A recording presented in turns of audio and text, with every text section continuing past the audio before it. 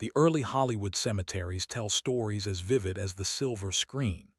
Wander among the graves at Hollywood Forever Cemetery, Forest Lawn Memorial Park, or the quieter plots of Greenwood Cemetery in New York, and you can trace the evolution of an industry, its icons, and the public fascination that followed them to the grave.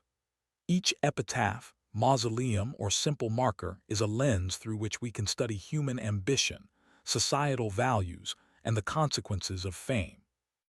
Mary Pickford, often referred to as America's sweetheart, exemplifies the duality of early stardom, adored by fans, controlled by studios, and yet capable of reshaping her own destiny.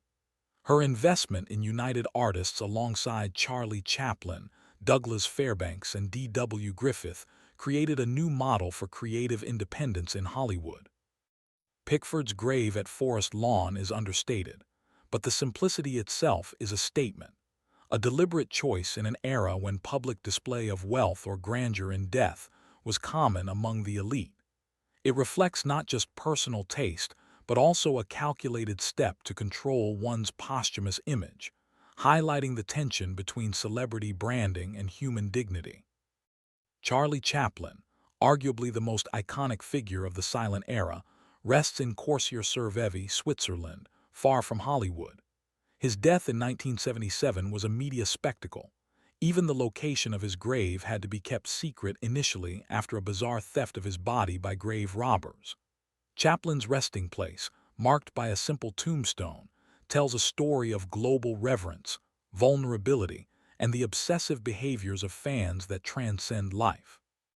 Here, the consequence of fame becomes literal. Even death could not grant him privacy. Chaplin's grave also reflects the internationalization of cinema. Hollywood stars were no longer American phenomena but global icons. Rudolph Valentino, the original matinee idol, shows how grief and public mourning can transform a grave into a social phenomenon. His death in 1926 at just 31 caused mass hysteria. Women fainted, newspapers went into overdrive, and fans lined up for miles to pay respects. Valentino's gravesite at Hollywood Forever became a shrine, where letters, flowers, and personal tributes accumulated, forming a kind of participatory ritual. This behavior demonstrated the early stages of what would later become fan culture, an intricate system where the public actively participates in shaping a celebrity's enduring legacy. Gloria Swanson, another silent era luminary, was interred at Forest Lawn Memorial Park, her grave elegant but unpretentious. Swanson's life and death highlight the changing relationship between celebrity, mortality, and personal agency. She navigated both the silent and sound eras, and her final resting place reflects an intentional desire for private dignity while still acknowledging her legendary status. The placement and maintenance of her grave illustrate how the entertainment industry, families, and fans negotiate posthumous remembrance, balancing public fascination with personal memory. Buster Keaton, the master of physical comedy, rests at Forest Lawn, Glendale, in a plot not far from his peers. Keaton's humor often masked personal hardship, struggles with alcoholism, declining fame, and studio pressures, but his grave tells a quiet story of endurance. Fans visiting his site witness not just the memorial of a performer, but the human struggle behind the genius. Graves, in this sense, become social mirrors, reflecting admiration, empathy, and the complicated realities behind public images. While actors drew public attention, directors and innovators shaped the systems that made Hollywood legendary. D.W. Griffith, often called the father of modern cinematic techniques, was interred in Mount Moriah Cemetery, Philadelphia, after a life both celebrated and condemned. His film The Birth of a Nation revolutionized narrative structure and editing, yet perpetuated racial stereotypes that sparked decades of debate. Griffith's grave symbolizes the duality of innovation, monumental artistic achievement coupled with enduring controversy. Historians and visitors at his site are forced to reconcile technical mastery with ethical reckoning, illustrating how a grave can serve as a locus for reflection on societal values. Thomas Ince, often called the father of the Western, died under mysterious circumstances aboard William Randolph Hearst's yacht in 1924. Buried at Cedar Lawn Cemetery, New Jersey, Ince's grave became the subject of speculation and rumor, blending myth and fact. Such graves underscore human fascination with intrigue. Death sites sometimes transform into cultural artifacts not just for memory, but for storytelling and legend-making. The consequence is clear. Public imagination frequently reshapes the historical record, elevating graves beyond markers to instruments of narrative power. Florence Lawrence, considered the first movie star to receive screen credit, is buried in Hollywood Forever Cemetery. Her grave is modest, yet her impact on celebrity culture is profound. Lawrence's career was curtailed by studio politics, personal tragedy, and the transition from silent to sound films. Her tomb reminds visitors that the machinery of fame is selective. The industry decides whose stories are amplified, whose graves become sites of homage, and whose contributions risk fading into obscurity. Here, the systems of early Hollywood intersect with human behavior in striking ways. Success was often temporary, mortality permanent. The early Hollywood graves reveal consistent patterns of human behavior. Fans became active participants in memorial culture, leaving flowers, notes, and personal tokens at the graves of stars. Studios, sometimes reluctantly, acknowledged these behaviors, recognizing that the death of a celebrity could enhance or complicate their brand. Families, meanwhile, negotiated between private mourning and public expectation, often erecting gravestones that balanced aesthetic sophistication with accessibility. Consider Lon Chaney, the man of 1,000 faces, buried at Forest Lawn. His fans honored his transformative makeup artistry and emotive performances with ongoing pilgrimages. Chaney's grave became a site of fascination not only for his roles but also for what they represented: innovation, creativity, and the embodiment of human imagination in service of storytelling.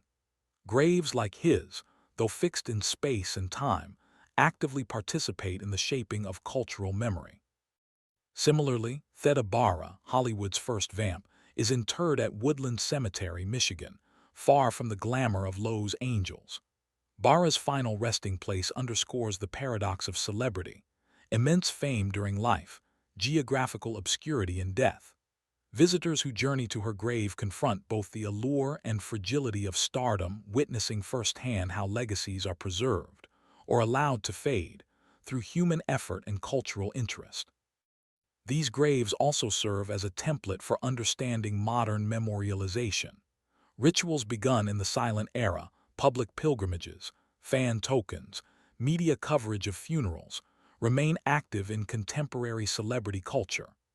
The early Hollywood cemeteries are both historical archives and living spaces, where society negotiates its relationship with fame, mortality, and memory. The glow of the silver screen had faded into the flicker of television sets, yet the allure of Hollywood icons remained undiminished.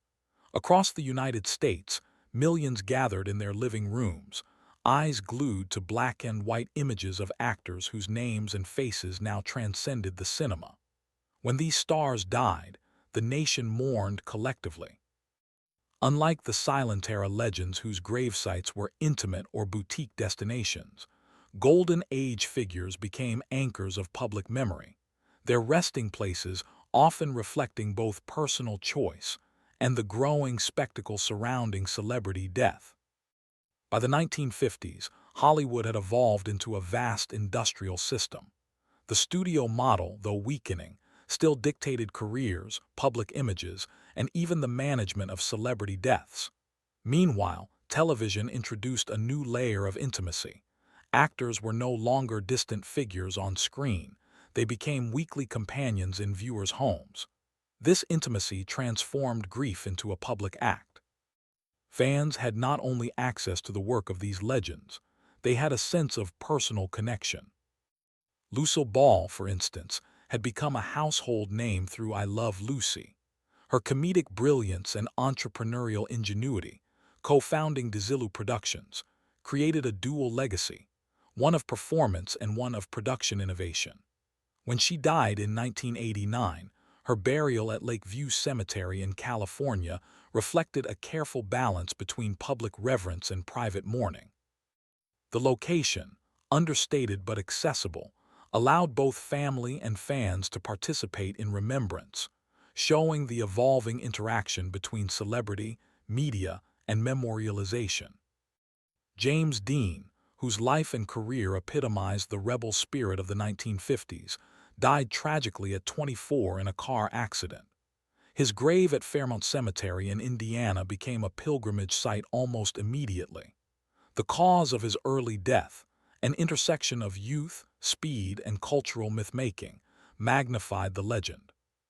Fans left tokens, cigarettes, photos, and handwritten notes, ritualizing grief in a way reminiscent of silent-era pilgrimages, but amplified by television and print media coverage. Dean's death and grave illustrate the systemic interplay between media, public fascination, and myth-building. During this era, the design and accessibility of celebrity graves evolved to accommodate both private mourning and public engagement. Humphrey Bogart, interred at Forest Lawn Hollywood Hills, rests beneath a modest headstone, yet the location is strategic, near fellow Hollywood icons, creating a network of remembrance that fans navigate like sacred geography. Visiting these sites became a form of cultural pilgrimage, blending admiration, nostalgia, and the human desire to tangibly connect with legends. Marilyn Monroe provides a unique example of public mourning as spectacle. Her death in 1962 and burial at Westwood Village Memorial Park Cemetery became cultural events. Fans lined up, media swarmed, and the grave quickly became a focal point for myth-making. Unlike silent-era stars, Monroe's posthumous fame was magnified by television and magazines. Her grave illustrates a shift. The celebrity system now actively leveraged death for cultural narratives, reinforcing the star's mythos and shaping how future generations perceive both life and mortality. Television legends followed similar patterns. Lucille Ball, Dacey Arnaz, and Jackie Gleason were interred in locations that allowed fans to honor them, yet their graves often remained understated compared to cinematic megastars. This reflected television's relative position in the cultural hierarchy: accessible, intimate, but not always luxurious.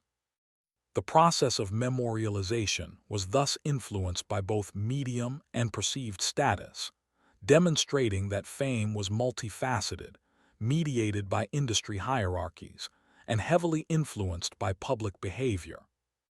During the 1950s to 1980s, fan culture around graves became highly ritualized.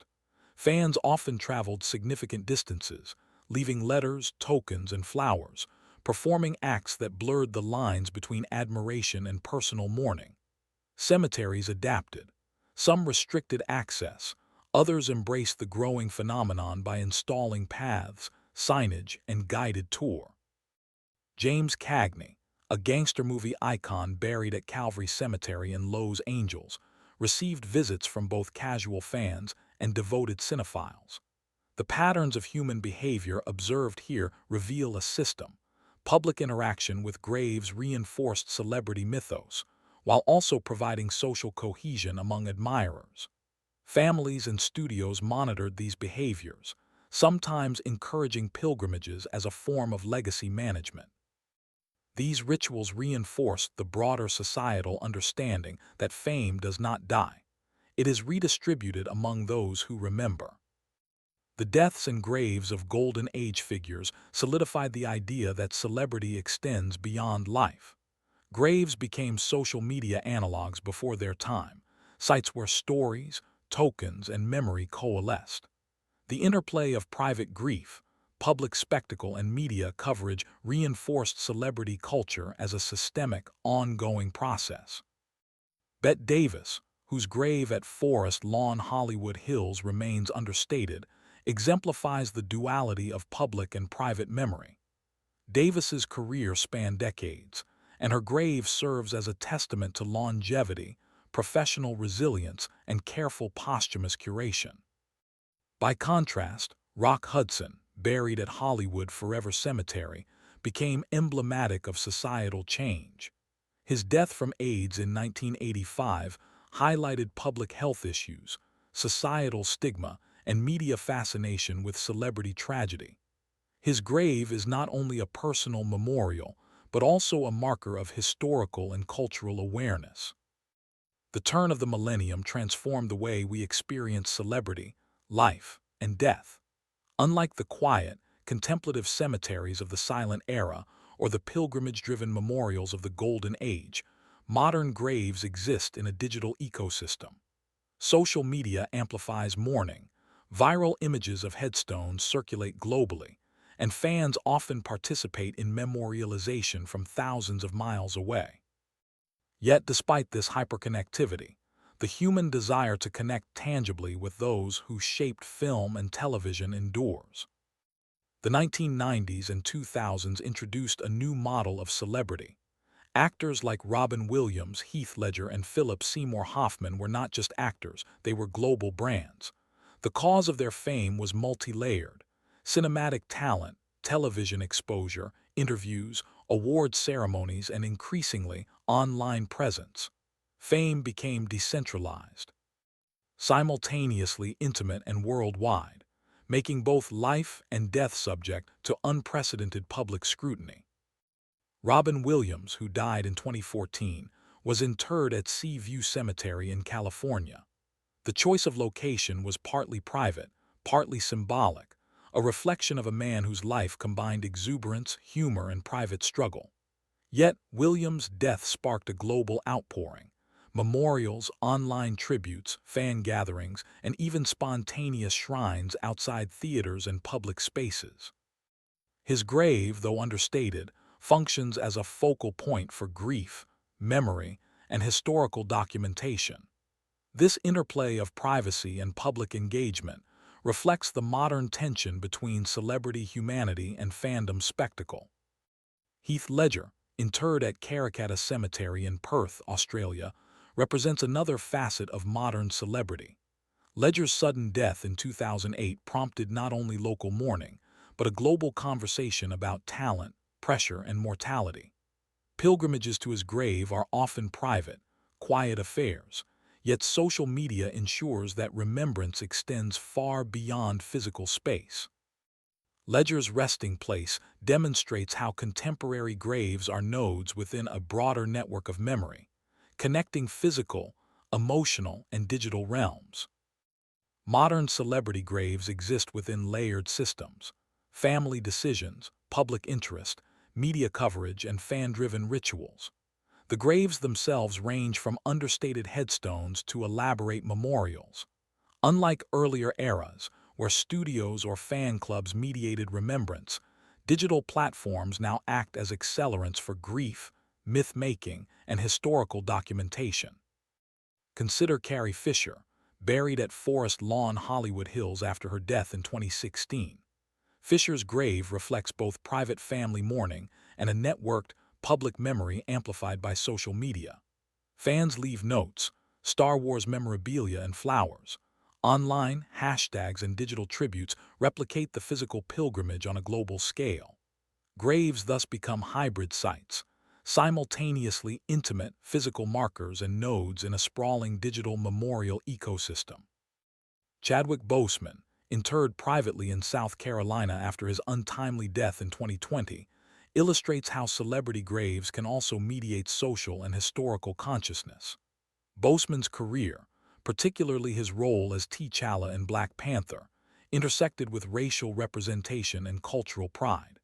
His grave, though intentionally private, became a symbol of collective memory, inspiring public art, online tributes, and educational initiatives. Here, the grave functions as both personal resting place and symbolic anchor for ongoing social dialogue. Modern celebrity graves reveal patterns of human behavior that blend tradition and innovation. Pilgrimage remains vital, but digital culture has extended access to those unable to travel. Fans participate through rituals ranging from leaving physical tokens to creating online memorials, videos, and interactive experiences. These behaviors highlight enduring psychological needs, connection, meaning, and acknowledgement of cultural impact.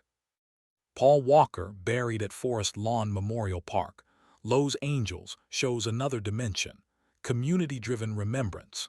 His death during filming of Fast and Furious brought immediate public engagement.